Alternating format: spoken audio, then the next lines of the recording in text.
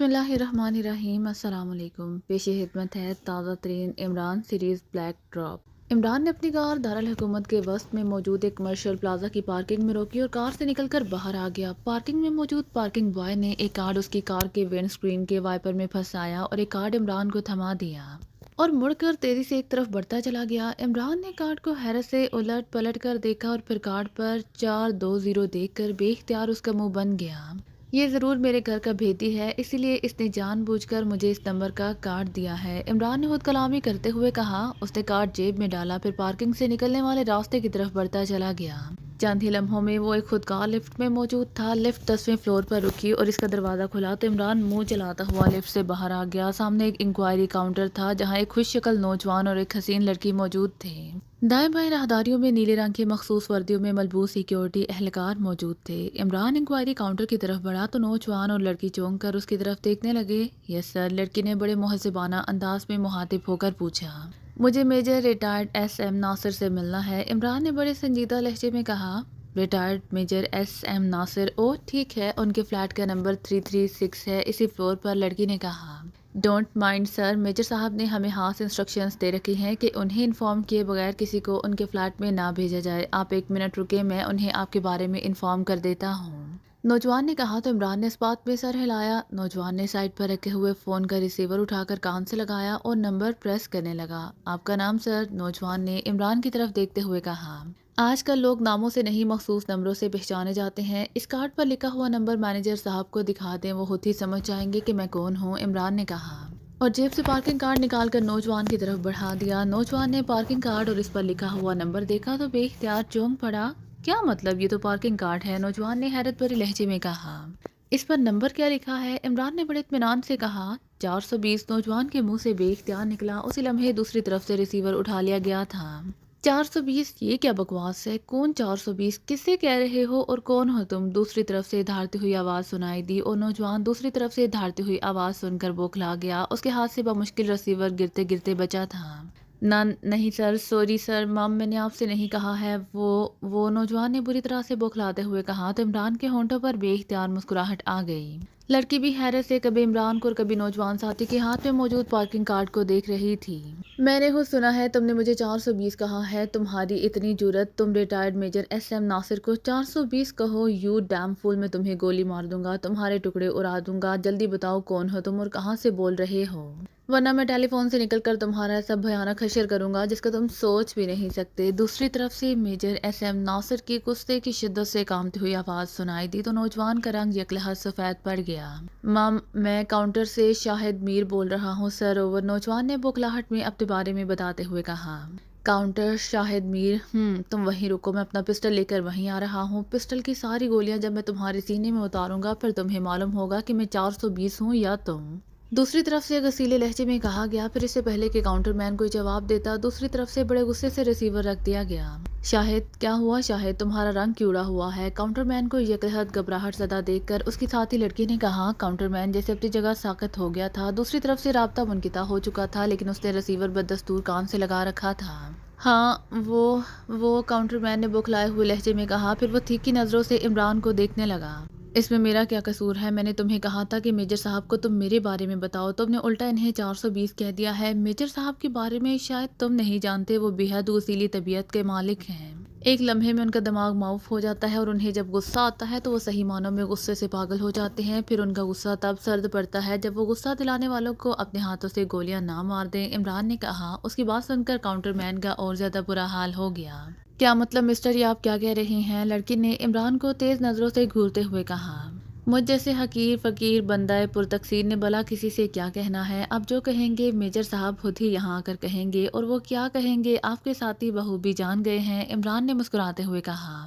Ma'am, मैंने उनसे कुछ नहीं कहा था, मैं तो आपसे इस कार्ड के बारे में पूछ रहा था। इस दौरान उन्होंने रिसीवर उठा लिया और वो समझे कि मैंने उन्हें 420 कहा है और वो यकलहत बड़े कुट्टे थे। अब वो गुस्से में यहाँ आ रहे हैं और नौजवान ने बुखलाए हुए लहजे में कहा। वो यहाँ आ रहे हैं? अरे बाप रे, फिर तुम मुझे एक कार दो, जहाँ छुप सकते हो जाकर छुप जाओ। अगर मेजर साहब यहाँ आ गए तो वो तुमसे बाद में बात करेंगे, पहले तुम पर गोलियां चलाएंगे। तुम शायद जानते नहीं उनका ताल्लुक हलाकू हान से है, जो इंसानों को गाजर मूली की तरह काट कर रख देता था। इमरान ने कहा। او کیا میجر صاحب یہاں آ رہے ہیں؟ عمران کی بات سن کر لڑکی نے بھی بوکھلاہٹ زدہ لہجے میں کہا جیسے وہ ان کے بارے میں بہت کچھ جانتی ہو۔ ہاں وہ بےحد غصے میں ہے، انہوں نے مجھے جان سے مار دینے کی دھمکی بھی دی ہے، نوجوان نے کہا تو لڑکی کے چہرے پر بھی خوف کے سائے لہرانے لگے۔ او مائی گاڈ، وہ واقعی شکی اور سرفرے آدمی ہے، شاید تم فوراً کاؤنٹر کے نیچے چھپ جاؤ ورنہ وہ تمہیں دیکھ کر واقعی تم پر گولیاں چلانے سے دریغ نہیں کریں گے، لڑکی نے گھبرائے ہوئے لہجے میں کہا۔ نوجوان نے فوراً کارڈ عمران کی طرف پھینکا اور جلدی سے کاؤنٹر کے نیچے جھک گیا۔ تم بھی چھپ جاؤ، میجر صاحب کو یہ نہ ملا تو وہ اس کی جگہ تمہیں بھی گولیاں مار سکتے ہیں، عمران نے کارڈ پکڑتے ہوئے لڑکی سے مخاطب ہو کر کہا۔ او یس، میں بھی چھپ جاتی ہوں، میں اس پاگل انسان کے پاگل پن سے بخوبی واقف ہوں، لڑکی نے کہا، پھر وہ بھی تیزی سے کاؤنٹر کے نیچے گھستی چلی گئی۔ اسی لمحے راہداری میں دھاڑتی ہوئی آوازوں کی آواز سنائی دی۔ کہاں ہے وہ بدبخت جس نے مجھے میجر ایس ایم ناصر کو 420 کہنے کی جرأت کی ہے؟ کہاں ہے وہ احمق آدمی؟ کہاں ہے؟ دوسرے لمحے دائیں طرف سے ایک ادھیڑ عمر آدمی جس نے سیاہ پتلون اور سیاہ دھاریوں والی شرٹ پہن رکھی تھی زمین پر زور زور سے پاؤں مارتا ہوا اس طرف آ گیا۔ اس کا جسم بے حد دبلا پتلا تھا، چہرے پر کھال سمٹی ہوئی تھی اور اس کے سر پر ریٹائرڈ فوجیوں کے طرز کی گول ٹوپی تھی۔ اس کے ہاتھ میں ایک نیا اور جدید پسٹل تھا۔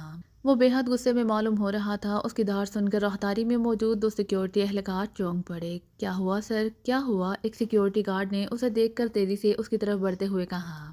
وہ ڈیم فول کاؤنٹر مین، کیا نام بتایا تھا اس نے؟ ہاں شامت، نہیں یہ نام نہیں تھا، شاید مراد، پھر بھول گیا، اس بدبخت نے مجھے 420 کہا تھا، کہاں ہے وہ؟ جب تک میں اسے اپنے پسٹل کی ساری گولیاں نہیں مار لوں گا مجھے چین سکون قرار نہیں آئے گا، میجر ناصر نے غصیلے لہجے میں کہا۔ نہیں سر، یقیناً آپ کو غلط فہمی ہوئی ہے، کوئی بلا آپ کو ایسا کیسے کہہ سکتا ہے؟ سیکیورٹی گارڈ نے کہا۔ تو تمہارا کیا خیال ہے میں جھوٹ بول رہا ہوں؟ میرا دماغ خراب ہو گیا ہے، تم مجھے ریٹائرڈ میجر ایس ایم ناصر کو جھوٹا کہہ رہے ہو؟ میجر ناصر الٹا اس پر برس پڑا۔ نہیں سر، میں یہ نہیں کہہ رہا تھا، سیکیورٹی گارڈ نے بوکھلا کر کہا۔ یہی کہہ رہے تھے، میں نے خود سنا تھا۔ اے مسٹر، اس نے ایسا ہی کہا تھا نا؟ میجر ناصر نے عمران کی طرف دیکھتے ہوئے کہا۔ معاف کیجیے گا، میں ذرا اونچا سنتا ہوں، عمران نے کہا۔ اونچا سنتے ہو؟ کیوں تم اونچا سنتے ہو؟ تمہارا کیا خیال ہے میں تمہیں اونچا سنانے کے لیے تم سے چیخ چیخ کر بات کروں گا؟ میرا دماغ خراب ہوا ہے کیا؟ میجر ناصر نے کہا۔ اس کی بات سن کر عمران بے اختیار دیدے گما کر رہ گیا۔ میجر ناصر واقعی سنکی ہو چکا تھا، دوسروں کو خود سے کمتر سمجھنا اور ان پر روب جاڑنا شاید اس کا وتیرہ بن چکا تھا۔ میں اب بھی نہیں سن پایا، پتہ نہیں آپ نے کیا کہا ہے، عمران نے کہا تو میجر ناصر اسے گھور کر رہ گیا، پھر وہ سیکیورٹی گارڈ سے ہٹ کر تیز تیز چلتا ہوا عمران کے پاس آ گیا۔ مجھے تمہارا چہرہ کچھ جانا پہچانا سا لگ رہا ہے، کون ہو تم؟ میجر ناصر نے عمران کو غور سے دیکھتے ہوئے کہا۔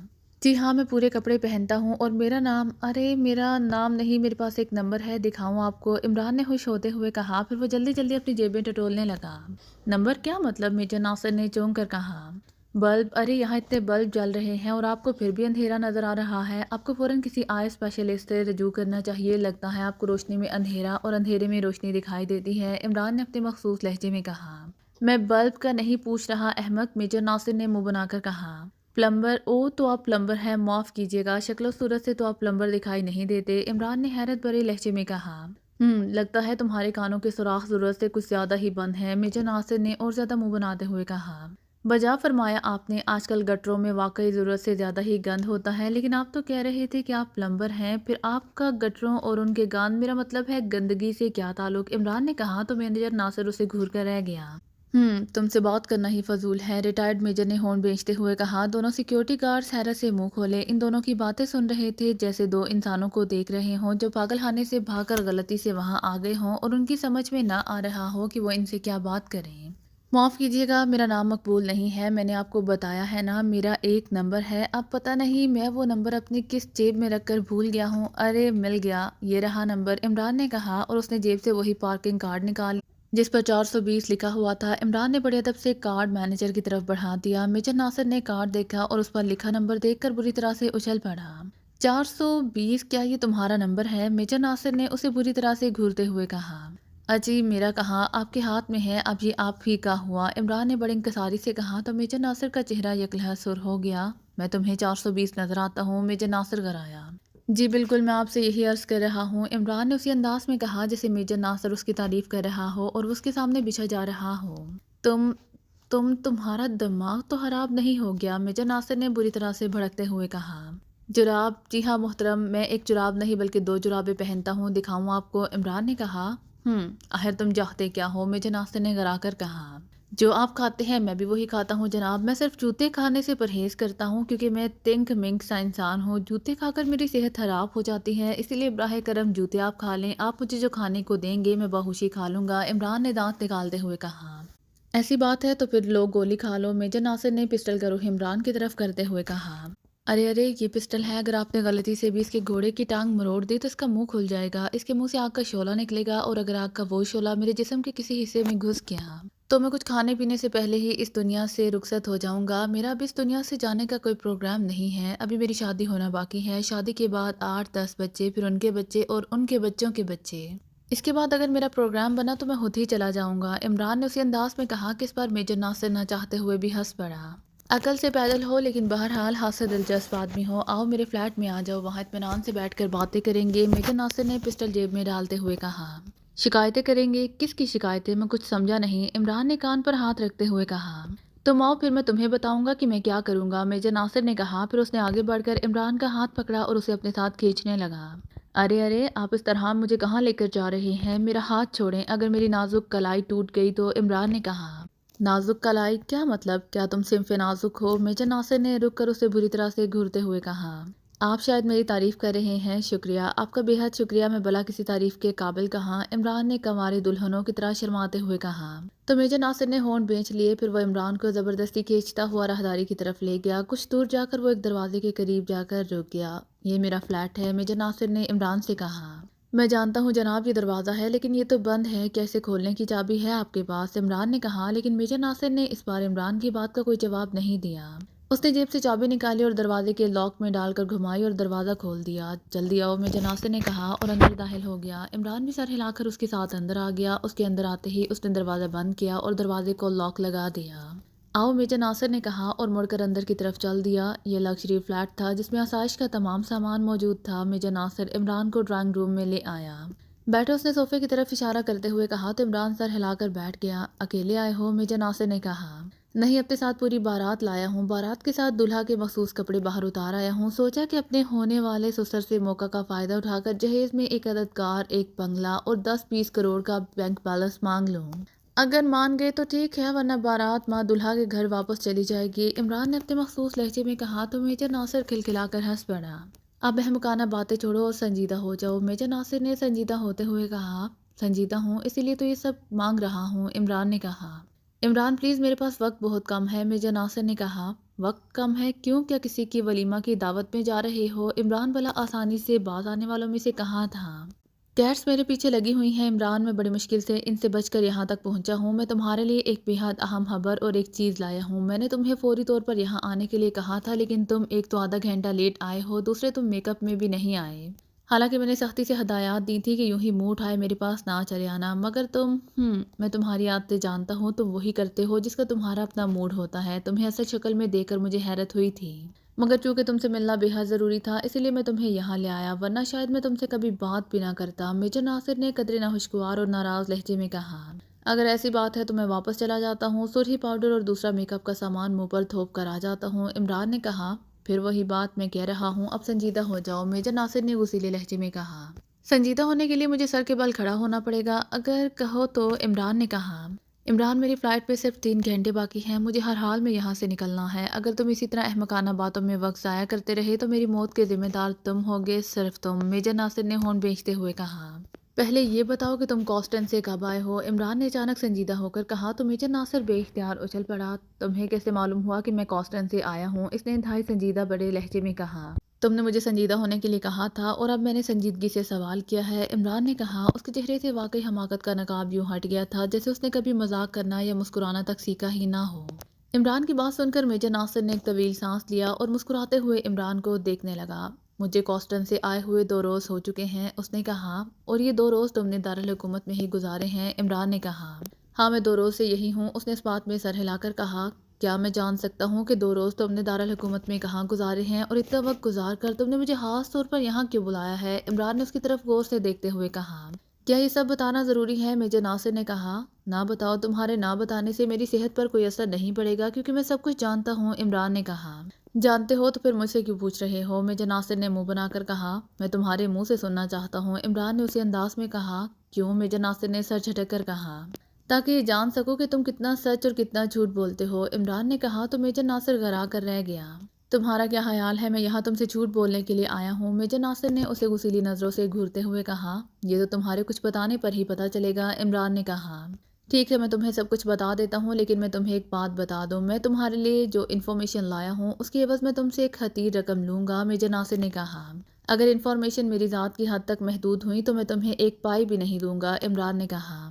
اس انفارمیشن کا تعلق تم سے نہیں، پاکیزہ کی سلامتی سے ہے، میجر ناصر نے کہا۔ وہ غور سے عمران کو دیکھ رہا تھا، جیسے یہ بات کہہ کر وہ عمران کے چہرے پر پیدا ہونے والے تاثرات دیکھنا چاہتا ہو، لیکن عمران کے چہرے پر کوئی تاثر نہیں ابھرا تھا۔ وہ نارمل انداز میں بیٹھا رہا۔ رقم کی مالیت بتاؤ، عمران نے کہا۔ $1 کروڑ، میجر ناصر نے کہا۔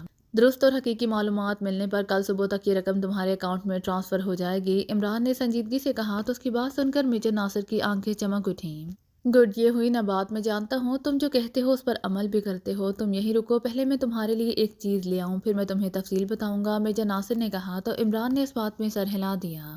میجر ناصر اٹھا اور پھر مڑ کر تیز تیز قدم اٹھاتا ہوا دائیں طرف موجود ایک کمرے کی طرف بڑھتا چلا گیا۔ اب بھی اسے دوسرے کمرے میں گئے ہوئے چند ہی لمحے گزرے ہوں گے کہ اچانک عمران بری طرح سے چونک پڑا۔ اسے اچانک ایک یکلہت تیز اور ناگوار سی بو محسوس ہوئی تھی۔ اس نے فوراً اپنا سانس روک لیا، لیکن بے سود۔ دوسرے لمحے اچانک اس کے دماغ کے روشن دریچے بند ہو گئے، اس کے دماغ میں اندھیرا بھرتا چلا گیا۔ دوسرے لمحے وہ صوفے پر یوں لڑک گیا جیسے اچانک اس کے جسم سے جان ہی نکل گئی ہو۔ دروازے پر دستک کی آواز سن کر ایزی چیئر پر بیٹھی ہوئی نوجوان لڑکی بے اختیار چونک پڑی۔ وہ 20-22 سال کی خوبصورت اور حسین لڑکی تھی۔ اس کی آنکھیں سبز تھیں، اس کا کھلتا ہوا شوخ و شنگ رنگ اس کے حسن میں بے پناہ اضافہ کر رہا تھا۔ سر کے بال اخروٹی اور کانوں تک تراشیدہ تھے۔ اس نے بلیو جینز اور بلیو جیکٹ پہن رکھی تھی۔ جیکٹ پر 2 بلیاں بنی ہوئی تھیں جو ایک دوسرے پر غضبناک انداز میں جھپٹتی ہوئی دکھائی دے رہی تھیں۔ ان میں سے ایک بلی سرخ رنگ کی تھی اور دوسرے نیلے رنگ کی۔ سرخ بلی پر انگریزی کا آر حرف لکھا ہوا تھا، جبکہ نیلی بلی پر کوئی حرف نہیں تھا۔ اس کے علاوہ اس لڑکی میں جو خاص بات نظر آ رہی تھی وہ اس کی انگلیوں کے ناخن تھے جو گول اور واقعی کسی بلی کے ناخنوں جیسے تھے۔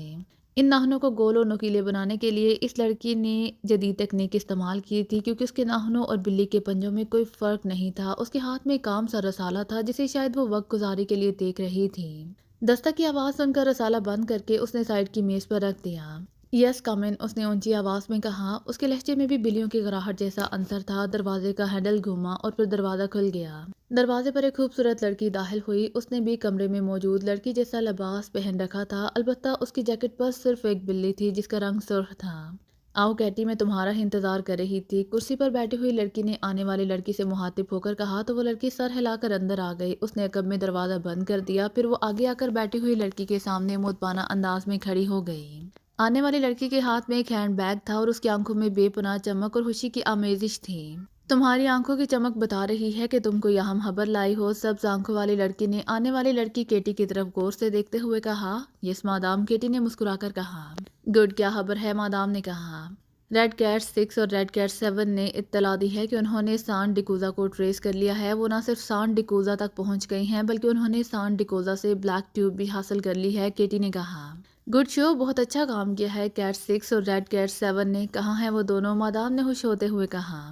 وہ واپس آ رہی ہیں مادام، ابھی کچھ ہی دیر میں وہ یہاں پہنچ جائیں گی، کیٹی نے جواب دیتے ہوئے کہا۔ ٹھیک ہے، وہ جیسے ہی واپس آئیں انہیں میرے پاس لے آنا، مادام نے کہا۔ اوکے مادام، کیٹی نے کہا۔ اوکے، اور کوئی بات؟ مادام نے کہا۔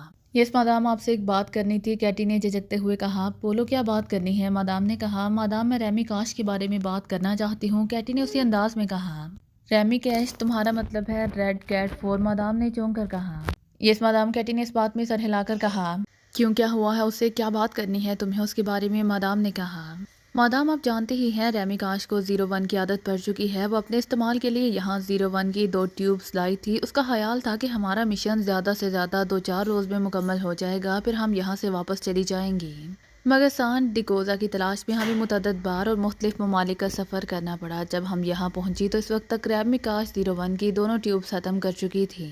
اب 01 نہ ملنے کی وجہ سے اس کی حالت بہت خراب ہو رہی ہے۔ اس کا جسم اینٹ رہا ہے، اس کا رنگ سیاہ ہو رہا ہے اور اس کے ہاتھ پاؤں بری طرح اکڑتے جا رہے ہیں، کیٹی نے کہا۔ تو پھر میں کیا کروں؟ مادام نے اس کی بات سن کر منہ بناتے ہوئے کہا۔ مادام، اگر 1 گھنٹے تک ریمی کاش کو 01 کی ڈوز نہ ملی تو اس کا زندہ بچنا ناممکن ہو جائے گا، کیٹی نے ڈرتے ڈرتے کہا۔ اگر وہ خود کو سنبھال نہیں سکتی تو وہ اتنی کم مقدار میں 01 کیوں لائی تھی؟ 2-4 ٹیوب زیادہ لے آتی، مادام نے منہ بنا کر کہا۔ سوری مادام ریمی کانش کے اخراجات بہت زیادہ ہیں اور اس کی آمدن اتنی نہیں ہے کہ وہ ہر ماہ 2-4 سے زیادہ بلیک ٹیوبز افورڈ کر سکے، کیٹی نے کہا۔